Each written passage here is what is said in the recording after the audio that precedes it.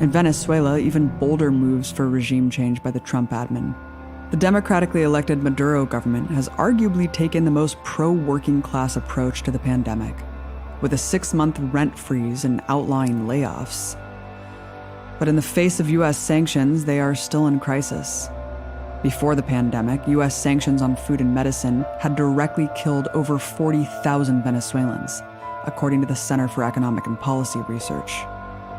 So on March 13, right after Venezuela got its first confirmed case of the coronavirus, the U.S. imposed even more. These sanctions target the country's oil exports, the source of almost all of its income. In desperate need of help, Venezuela went to the IMF on March 18 for an emergency loan to prepare for what was on the horizon. The U.S. made sure it was blocked, and the loan was denied.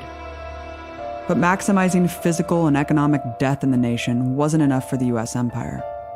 So on March 26, Washington took their biggest move for regime change since the failed U.S. coup attempt in January 2019.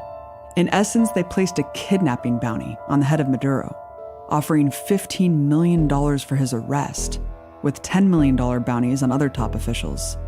This provides even more incentive for U.S.-funded opposition forces to fulfill the dream of a coup from within.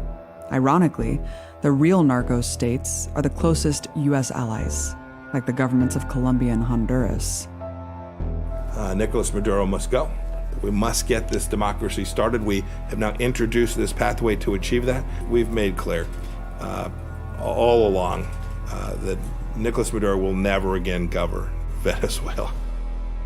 On March 31st, they published a transition plan where the U.S. promised to lift all sanctions on Venezuela if the socialists leave office. To escalate the threat, Trump announced on April 1st he was doubling the amount of warships, aircraft, and special forces troops off Venezuela's coast.